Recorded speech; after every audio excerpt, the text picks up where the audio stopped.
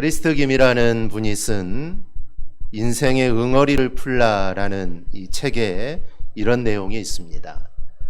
미국으로 유학 간 딸이 엄마에게 전화를 걸어서 엄마, 여기는 한국 식당도 없어요. 나 멸치가 너무 먹고 싶어요. 멸치 좀 보내주세요 라고 이렇게 전화를 하더랍니다. 그래서 엄마는 알았다라고 말을 하고는 시장에서 좋은 멸치를 사서 머리와 내장을 발라서 딸에게 보내주었답니다. 그런데 소포를 받은 딸이 전화를 왔습니다. 엄마, 어쩌자고 멸치 대가리하고 내장만 보내셨어요. 이러답니다. 그분이 깜빡하고 발라놓은 멸치 몸통은 쓰레기통에 다 버리고 딸에게는 멸치 대가리와 이 내장만을 보낸 겁니다. 이것은 이 건망증도 있지만 그보다는 집중하지 않아서 그랬을 확률이 더 높습니다. 설교의 황태자라고 불리는 슬펄전이 목회하는 교회에 어느 날 바틀렐이라는 여인이 와서 주일학교 교사를 시켜달라고 하더랍니다.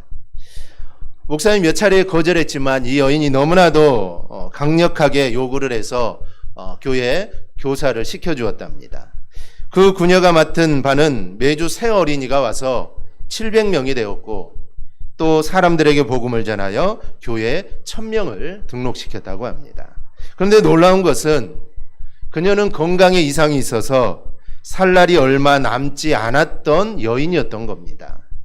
그 여인은 죽음을 앞에 놓고 과연 어떤 것이 정말 가치 있는 것인가를 생각하게 되었고, 그래서 이 여인은 죽음을 앞에 놓고 이 죽어가는 여인의 말을 한번 들어보세요 라고 하면서 간절하게 사람들에게 이 복음을 전했던 것입니다.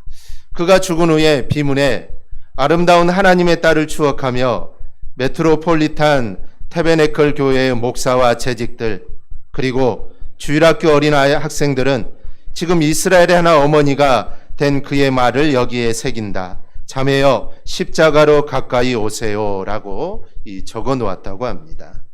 이 정말 가치 있는 일이 과연 무엇일까? 그리고 그것에 집중하여 살았던 한 여인의 이야기입니다. 앞서 제가 마지막까지 집중했던 한 여인과 그리고 마지막까지 집중하지 못했던 한 여인의 이야기를 말씀드렸는데, 오늘 본문을 보니 정말 집중하여 살았던 한 사람의 이야기가 나옵니다. 바로 그 사람은 우리가 잘 아는 아브라함입니다. 오늘 8절을 보면 아브라함이 집중하는 삶을 살았다는 것을 우리가 알 수가 있습니다.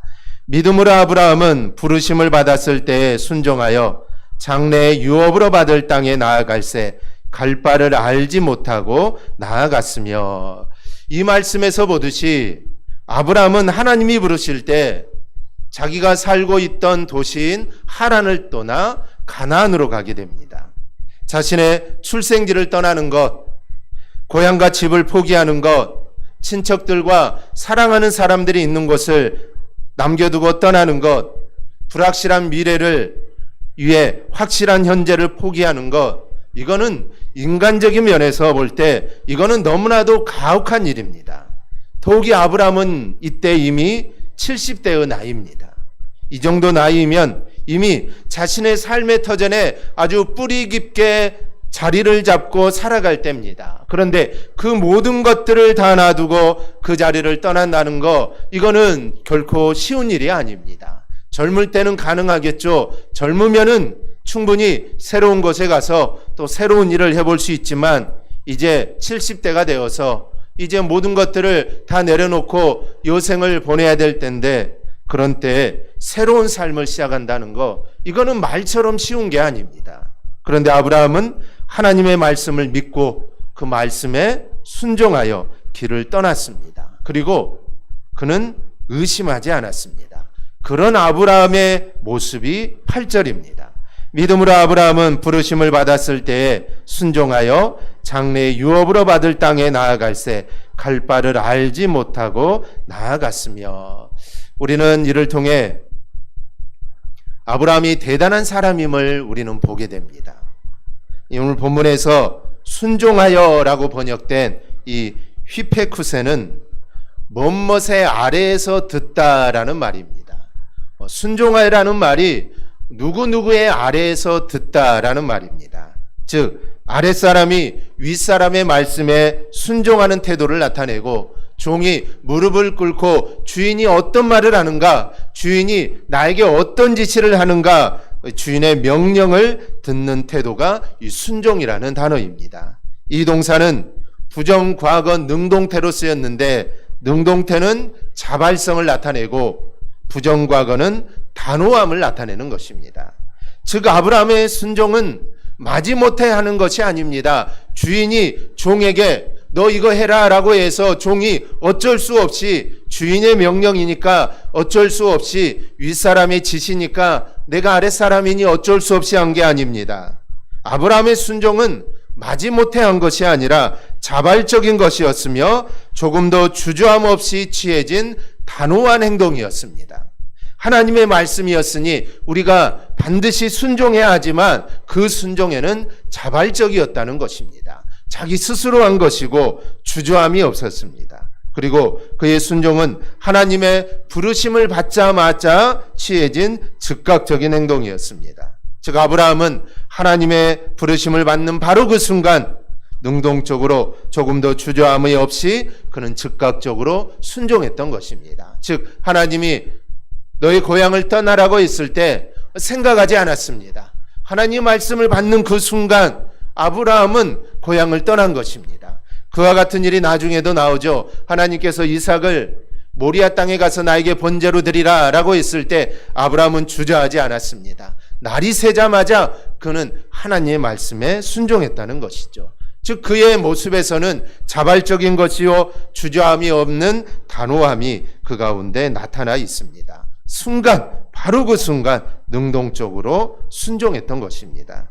아브라함은 단지 하나님이 명령하시고 약속하셨다는 그 한 가지 이유로 이러한 모험을 감행할 수 있었고 이는 곧 믿음의 사람들이 보여준 공통적인 특징 가운데 하나입니다. 이와 관련하여 칼빈은 이렇게 말합니다. 우리가 멀리 떨어진 미지의 것을 찾기 위해 손안에 가진 것을 버린다는 것은 보통 믿음의 시험이 아니다 라고 합니다. 이성적인 계산에만 의지하는 것, 또 눈에 보이는 것만을 따라가는 것은 이거는 믿음이 아닙니다. 보지 못하는 것을 보는 것처럼 믿고 행하는 것, 이게 바로 진정한 믿음입니다. 도마는 주님이 부활했다는 제자들의 말을 믿지 못했습니다. 그 이유는 보지 못했기 때문입니다. 죽은 자가 살아났다고 하는데 지금까지 죽은 자가 살아난 것을 한 번도 본 적이 없는데 예수님이 부활했다 살아났다고 하니 도마는 믿지를 못했습니다. 그래서 내가 그의 손의 못자국을 보고 내 손가락을 그 못자국에 넣으며 내 손을 옆구리에 넣어보지 않고는 나는 믿을 수가 없다라고 합니다. 그런 도마에게 예수님이 나타나셔서 못자국과 창자국을 보여주시면서 이렇게 말씀합니다. 너는 본 거로 믿느냐? 보지 못하고 믿는 자들이 복되도다. 여러분, 보고 믿는 자도 복된 자들입니다.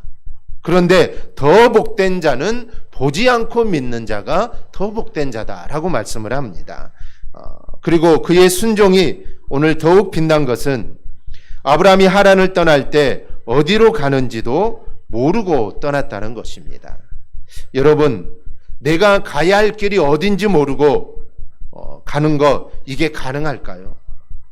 어떻게 이런 일이 가능할까요? 그것은 아브라함이 집중했기 때문입니다. 그렇다면 아브라함은 무엇에 집중을 했을까요? 먼저 아브라함은 하나님께만 집중했습니다. 본문 8절은 아브라함이 하란을 떠나 가나안으로 갈 때 갈 바를 알지 못했다라고 합니다. 즉 어디로 가야 할지 모르고 떠났다는 것이죠. 출애굽한 그런데 오늘 아브라함이 내가 가는 곳이 어딘지도 몰랐는데 갈 수 있었던 것은 바로 하나님께만 집중했기 때문입니다. 출애굽한 이스라엘 백성들이 광야의 길을 걸어가게 됩니다. 그때 하나님께서는 이스라엘 백성을 구름 기둥과 불 기둥으로 인도하십니다. 그런데 이스라엘 백성은 구름 기둥과 불 기둥이 어느 길로 인도하는지 알 수가 없습니다. 하지만 그들은 오직 구름 기둥과 불 기둥만 바라보고 가게 되죠.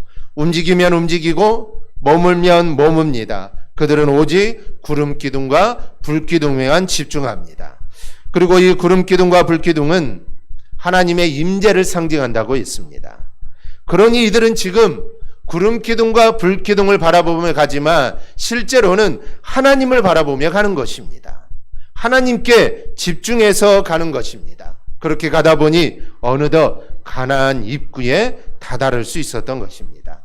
목적지가 어딘지, 어디를 거쳐 가야 하는지, 그리고 거기가 어디인지, 날씨가 어떤지 여기에 집중하는 것이 아니라 그들은 오직 하나님께만 집중했던 것입니다. 아브라함도 마찬가지입니다. 아브라함이 집중하는 것은 그 길을 인도하신 하나님입니다. 오직 하나님께만 집중을 하죠. 그러니까 목적지가 어디인지, 경유지가 어디인지 아브라함은 신경을 쓰지 않습니다. 이 신경을 쓸 필요가 없죠. 오직 하나님만 따라갑니다. 그랬더니 목적지에 이르렀다는 것이죠. 그렇게 아브라함은 오직 하나님께만 집중하는 삶을 살았던 것입니다. 우리가 잘 아는 이 다윗과 골리앗의 싸움이 있습니다.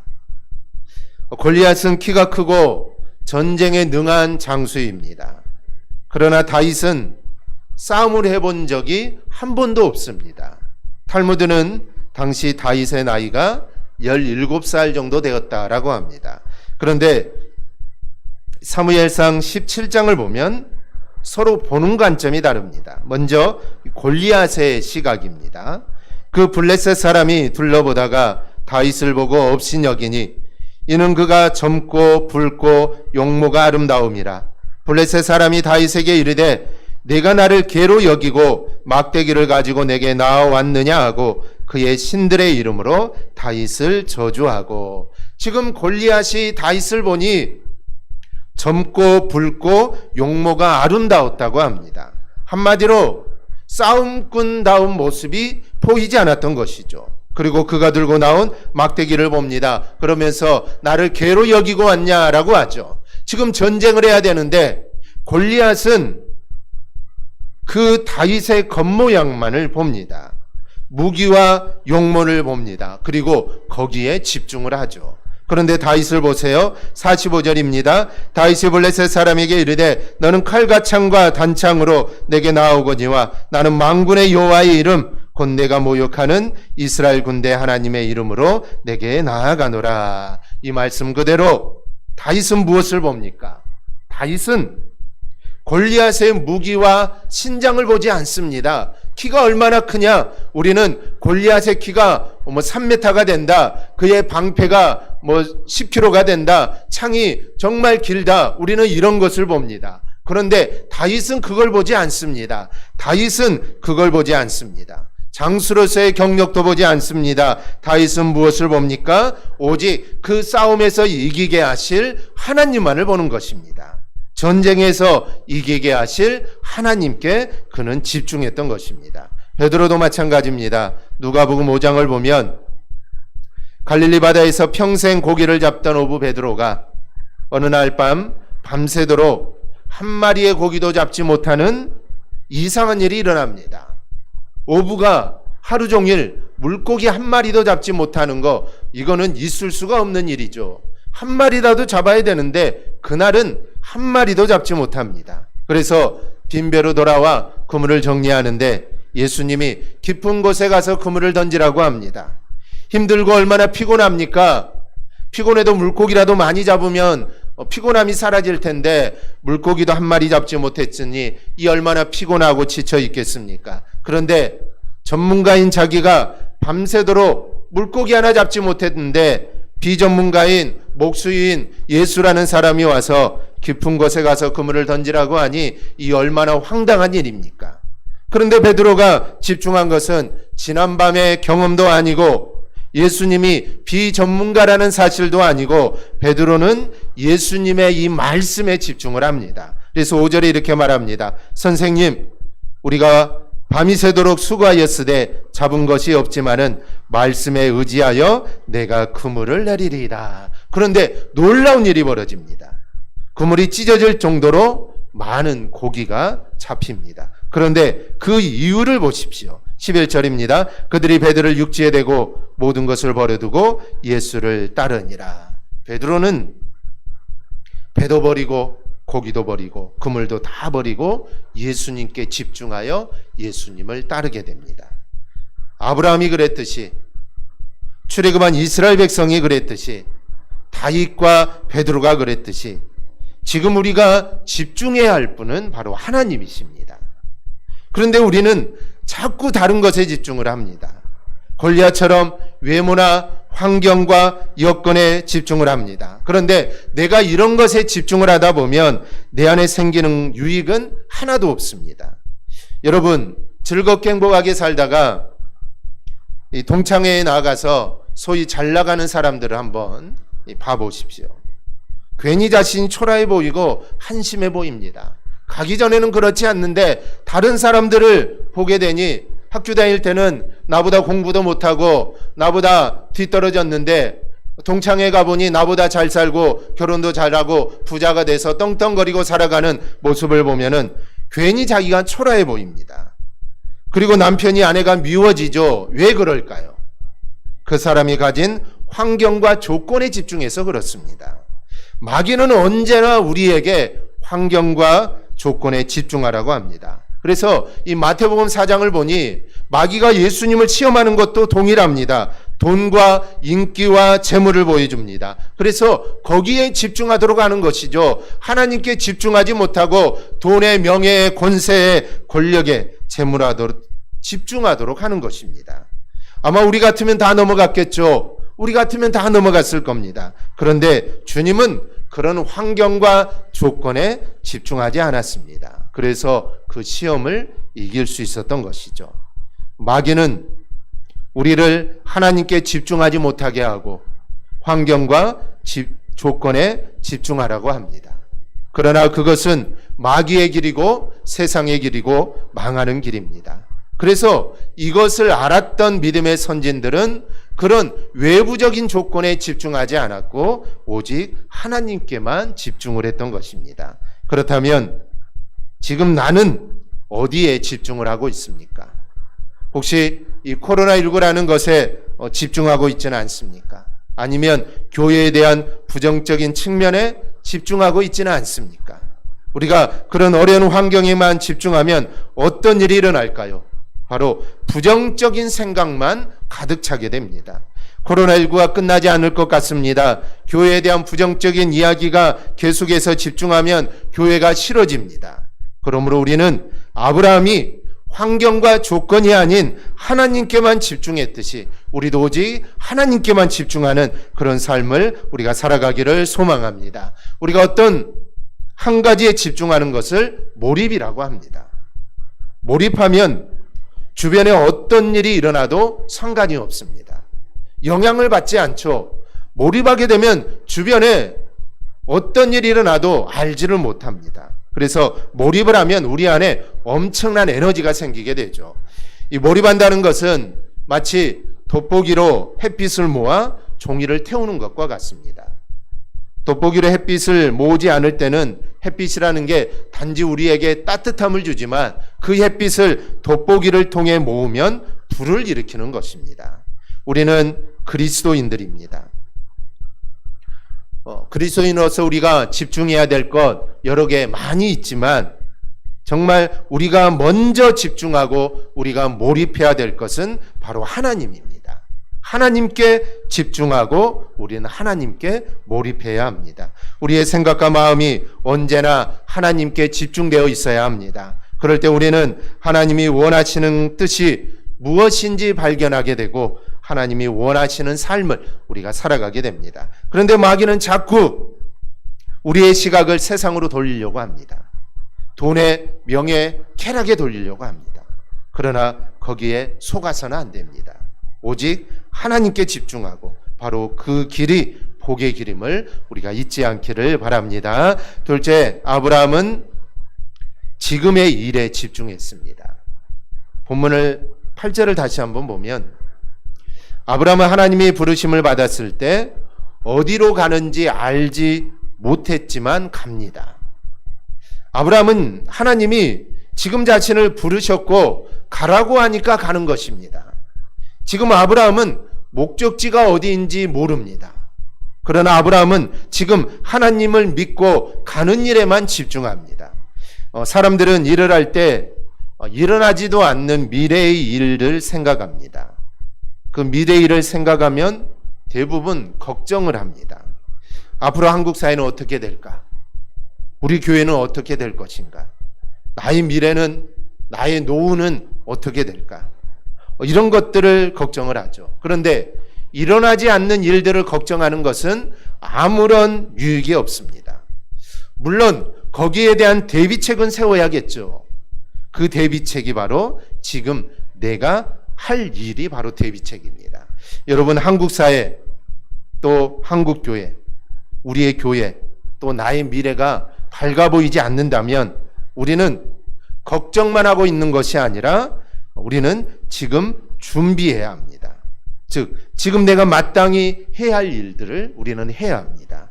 한국 교회와 우리 교회의 미래가 걱정된다면 걱정만 하고 있을 것이 아니라 지금 내가 기도하며 내가 맡은 직분을 바로 감당하며 내가 바로 살면 됩니다. 그게 바로 내가 준비하는 것입니다. 내 노후가 걱정된다면, 내가 늙어서 어떻게 될까, 내 노후가 걱정된다면 연금이라도 가입해서 소액이라도 넣고 저축을 하면서 살아야 합니다.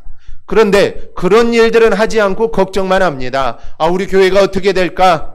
내 미래가 어떻게 될까? 내 노후가 어떻게 될까? 걱정만 하며 살아가는 것은 이게 올바른 삶이 아닙니다. 오늘 아브라함을 보세요.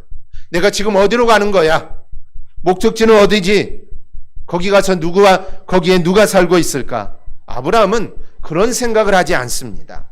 오로지 하나님만을 바라보며 가는 길에 집중하는 것입니다. 이 사람들이 실패하는 일이 여기서 바로 출발합니다. 요나를 보세요. 하나님이 요나에게 니느웨로 가라고 합니다. 그렇다면 하나님이 가라고 했으니 그냥 아무 말 하지 않고 하나님 명령에 집중하여 니느웨로 가기만 하면 됩니다. 그런데 요나는 가기를 거부하죠. 안 간다는 것이죠. 그래서 욥바로 가서 다시스로 가는 배를 탑니다. 자기 생각, 자기 감정 때문에 가는 일에 집중하지 않습니다. 악한 자의 대명사인 이 발람도 보십시오. 하나님이 가지 말라고 합니다. 하나님이 가지 말라고 하는데 굳이 하나님께 때를 써서 기어이 거기에 가게 됩니다. 무엇이 탐나서일까요? 발락이 준다는 보물이, 돈이 탐이 나서입니다. 심지어 하나님께서 나귀의 입을 열어서 가지 말라고 하는데도 굳이 갑니다. 그래서 결국 죽습니다. 누가복음 9장 62절을 보면 예수께서 이르시되 손에 쟁기를 잡고 뒤를 돌아보는 자는 하나님의 나라에 합당하지 아니하니라. 내가 지금 해야 할 일을 제쳐놓고 딴 일을 하고 딴 생각을 하면 안 된다는 것입니다. 즉 복의 사람과 그렇지 않은 사람이 바로 여기에서 갈라집니다. 이 마태복음 25장을 보면 달란트를 맡은 종들이 나옵니다. 이 달란트의 가치는 시대마다 조금씩 다르지만 예수님 당시에 한 달란트의 가치는 노동자의 20년 연봉에 해당하는 금액입니다. 그러니 우리가 한 달란트를 받았다고 하는데 이 한 달란트는 결코 적은 돈이 아닙니다. 그 돈을 가지고 무엇이든지 해볼 수 있는 금액입니다. 그런데 책망을 받은 사람을 보면 그 돈을 가지고 일하지 않았습니다. 충분히 일할 수 있는 금액입니다. 그런데 일하지 않았죠. 주님이 책망하시는 것이 바로 그것입니다. 왜 그것 가지고 일하지 않았냐는 것입니다. 내가 너에게 달란트를 주었는데 왜 너는 일하지 않았냐라는 것입니다. 마찬가지입니다. 하나님은 우리가 지금 일할 수 있도록 내게 일을 주시고 시간을 주셨습니다. 주님은 결국 어느 날 내게 맡긴 일을 어떻게 했냐라고 물으실 것입니다. 계산하자고 하실 것입니다. 내가 너에게 주었는데 너 그거 가지고 무엇을 했느냐? 얼마만큼 일을 했느냐라고 주님은 물으실 것입니다. 얼마를 남겼느냐가 중요한 게 아닙니다. 주님은 얼마를 남겼느냐고 묻지 않습니다.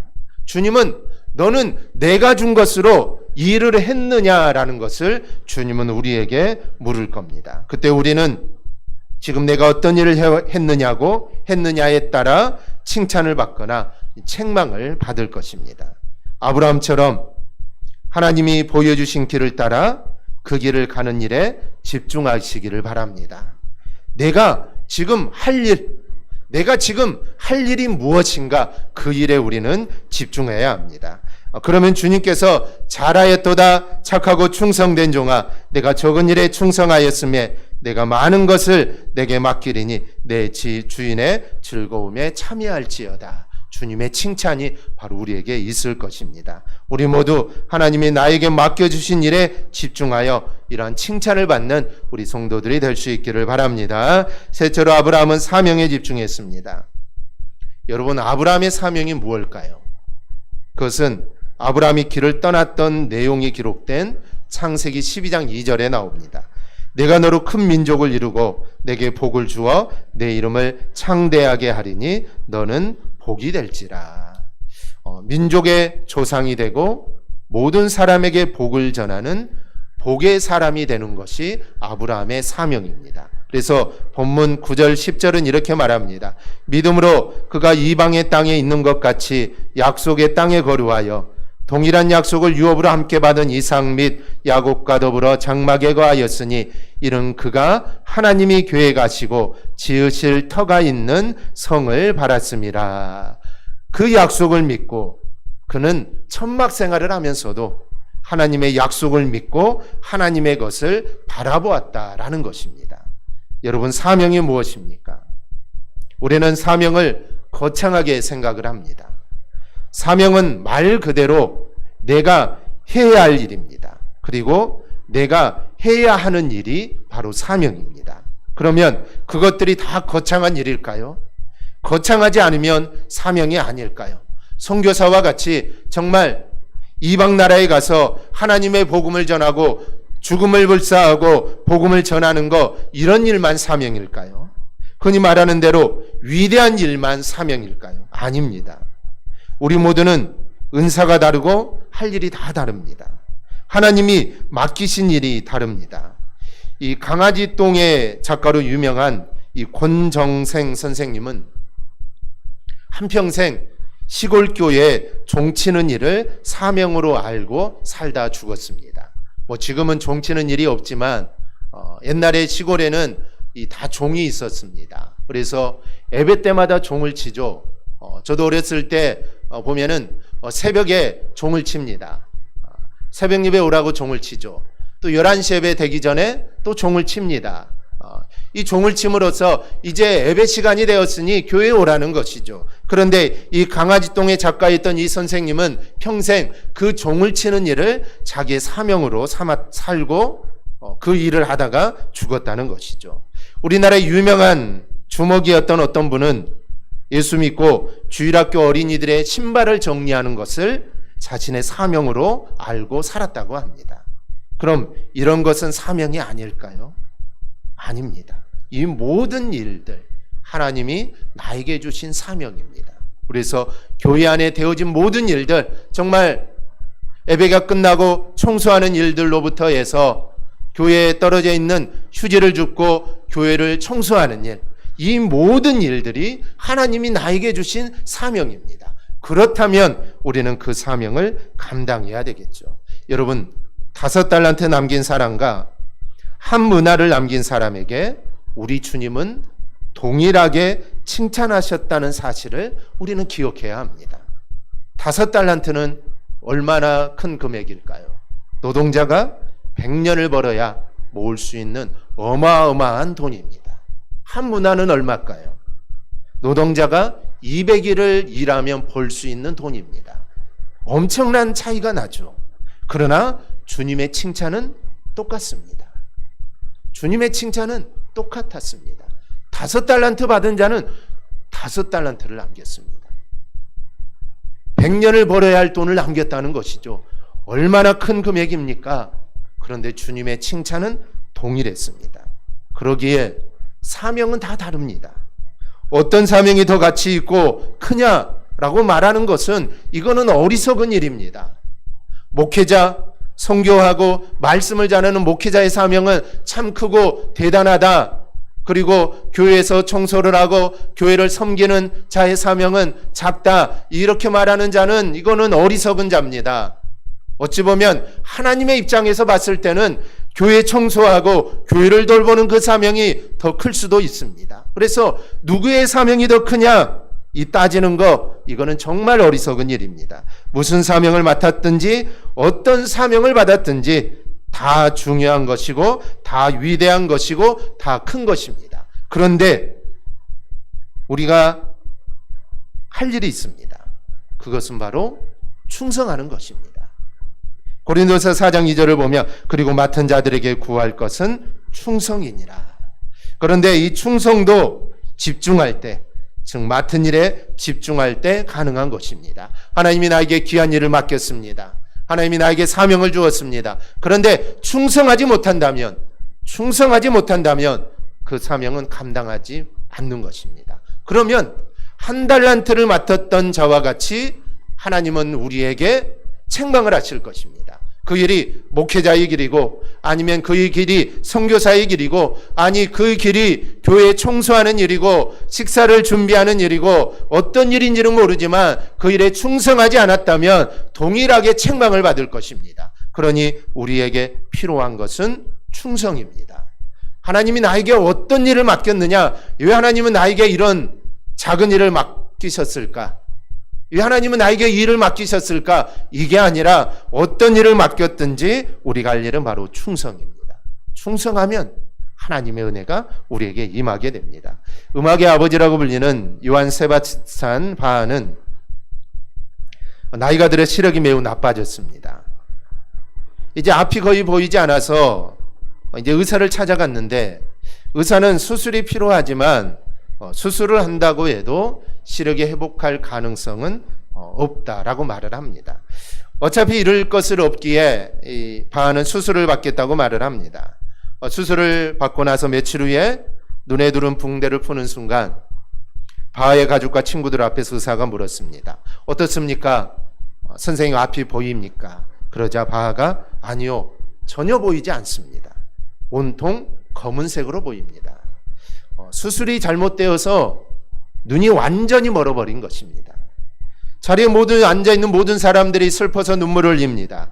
그런데 바하는 사람들에게 미소를 지으며 이렇게 말합니다. 여러분, 울지 마세요. 저는 어차피 시력을 잃을 운명이었습니다. 그리고 시력을 잃은 것이 나쁜 것만은 아닙니다. 이제 저는 오직 음악에만 집중할 수 있게 되었습니다. 이제 앞이 보이지 않으니 음악에만 집중할 수 있게 되어서 너무 기쁘다는 것입니다. 여러분, 내가 주님께 집중하기 위해 내가 포기해야 할 것이 무엇이 있습니까? 아브라함은 고향과 친척을 포기했습니다. 대도시의 안락함을 포기했습니다.